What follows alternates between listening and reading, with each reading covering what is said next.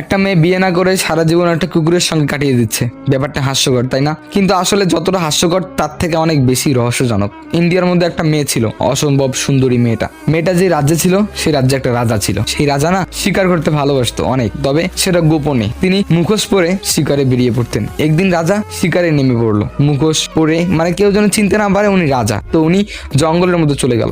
জঙ্গলের মধ্যে শিকার করতে করতে হঠাৎ করে সেই রাজা পথ হারিয়ে ফেলে। অনেক চিন্তায় পড়ে গেল, আমি যাব কোন দিকে। আর সেই রাজার কাছে যেই খাবার পানি ছিল সেটাও শেষ। রাজা অনেক দূর চলে গেল। অনেক দূর যাওয়ার পরে হঠাৎ করে একটা বাড়ি দেখতে পেল। সেই বাড়ির সাইডে গিয়ে নামলো। তখনই দেখতে পেলো বাসা থেকে একটা কুকুর বেরিয়ে আসলো, আর কুকুরের পিছন পিছনে একটা সুন্দরী মেয়ে বেরিয়ে আসলো। এতটা সুন্দর, রাজা দেখে মুগ্ধ হয়ে গিয়েছে। এত সুন্দর মেয়ে আমার রাজ্যে, অথচ আমি নিজেই জানি না। কি হাস্যকর একটা ব্যাপার। যাই হোক, তারপরে ওই রাজা ওই গ্রামে ঢুকলো। গ্রামে ঢুকে বলল, আমি এই রাজ্যের রাজা। তখন সবাই তেনাকে সালাম করা শুরু করলো। তারপরে রাজা ওই গ্রামে খাওয়া দাওয়া করলো। তারপরে রাজদরবার থেকে কিছু ঘোড়া এসে রাজাকে নিয়ে গেল তার প্রাসাদে। রাজা এখন খোঁজ করতে শুরু করলো সেই মেয়েটার ব্যাপারে। এখন রাজার খুবই পছন্দ হয়েছে। রাজা কিছু প্রহরী পাঠিয়ে দিয়েছে সেই মেয়েটার বাসায় বিয়ের প্রস্তাব নিয়ে। তখন সেই প্রহরীগুলো আসলো, এসে মেয়েটাকে বলল, আপনাকে আমাদের মহারাজার অনেক পছন্দ হয়েছে, আপনাকে তিনি বিবাহ করতে চায়। তখন মেয়েটা বলল, না, আমি বিবাহ করতে পারবো না। তারপরে প্রহরী ঘুরে গিয়ে রাজাকে বলল যে, মহারাজ, উনি আমাদেরকে ফিরিয়ে দিয়েছে। তখন রাজা অনেক খেপে গেল। খেপে গিয়ে বলল, এত বড় সাহস এই মেয়ের, আমার প্রপোজ রিজেক্ট করে। তারপরে রাজা সেই মেয়েটার ব্যাপারে খোঁজ খবর লাগাতে শুরু করলো।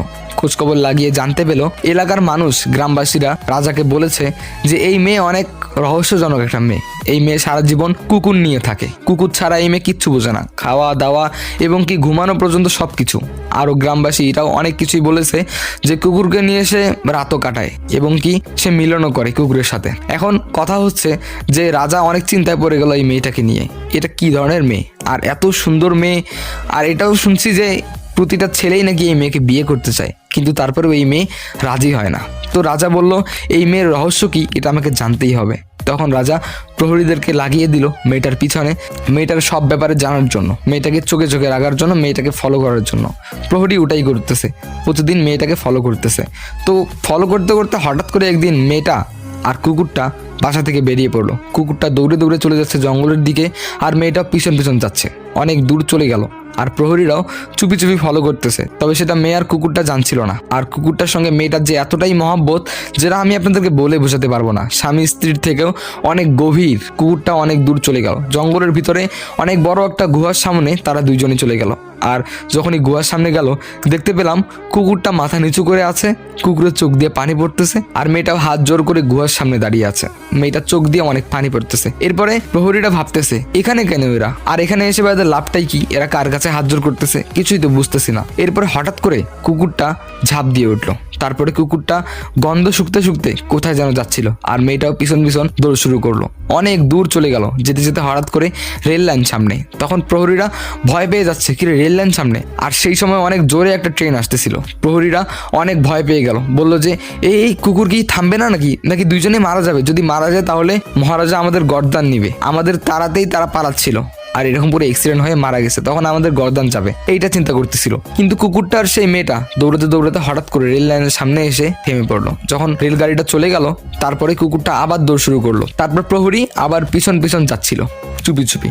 এরপরে কিছু দূর যাওয়ার পরে কুকুরটা একটা বট গাছের নিচে গিয়ে দাঁড়ালো, আর পাগলের মতো মাটি খুঁড়তে শুরু করলো। আর তার সঙ্গে মেয়েটাও সাহায্য করতেছে মাটি খুঁড়তে।